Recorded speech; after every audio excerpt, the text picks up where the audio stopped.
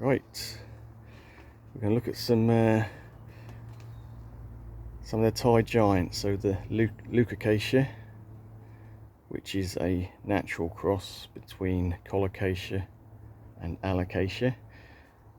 So you get the sort of best of both worlds in a way, where you get really big leaves and some will be sort of upright and some will be sort of pointing down, so you get a bit of a mixture and leaf form in that sense, and you just get a nice sort of limey colour with these Leucocasia, and also just a really nice shape and sort of frizzly edge to the leaf.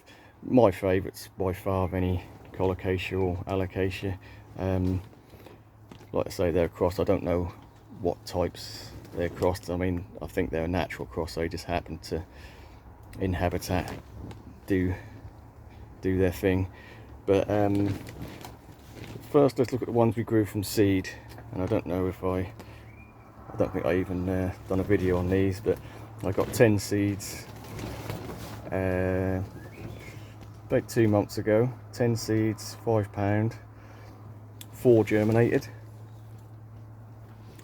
and these are the 4. So because I only had 4, I was a bit erred on the side of caution, so I done 2 early.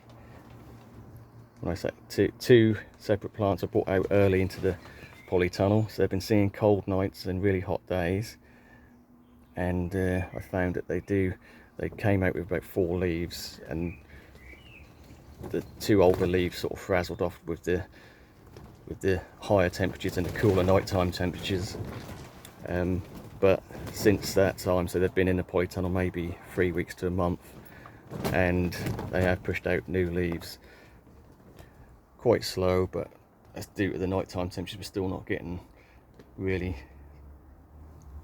mild nights. They're still sort of around 8 to 10 degrees, so it's not really warm enough to get them growing around the clock. So I'm only getting half day's growth out of them, if you like.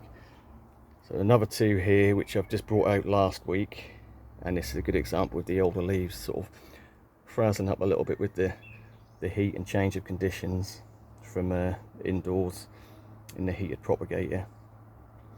But the main thing is you get the centre leaf will be the newest, and hopefully the one that you want to keep, because that's going to be where your next leaf comes from. So it doesn't matter if the older leaves sort of shrivel a little bit and deteriorate. As long as that centre leaf is good, then your next leaf will be good.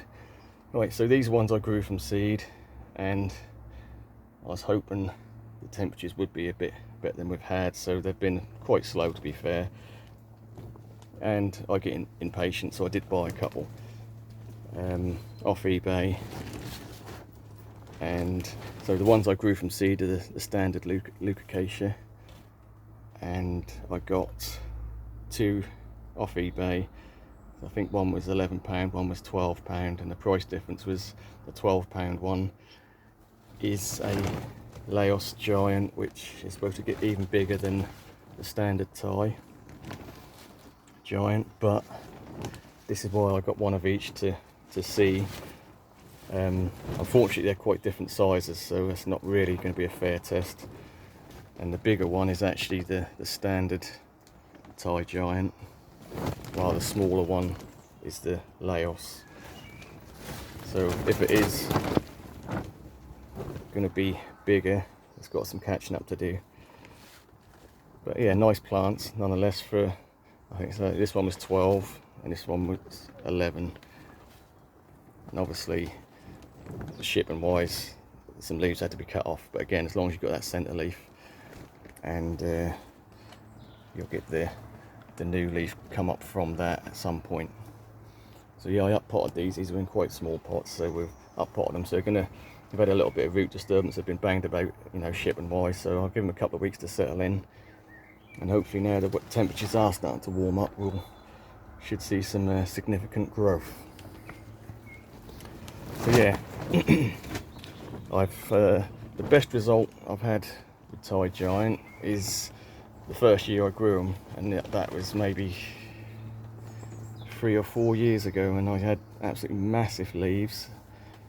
And I know they get a lot bigger, but you know, for the UK, they were pretty big. They were grown outside, and the leaf was just over 3 foot long and wide, so they're big, and they just looked absolutely stunning. But ever since I've grown them, and never really had the same result, due to various reasons. You know, I've been doing the videos for a couple of years now, and I think the first year we had a really the summer was really cool, and that's dry and cool, and things didn't, you know, the tropical stuff didn't really take off very well.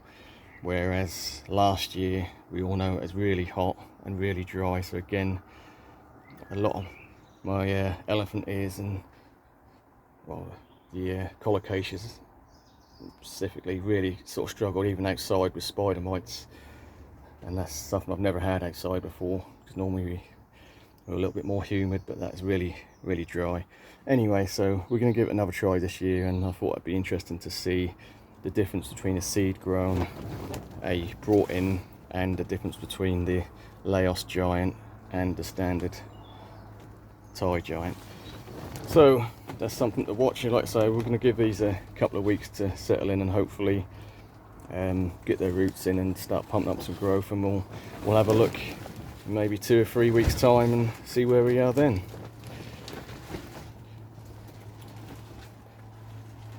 Alright, we'll leave it there. Thanks for watching.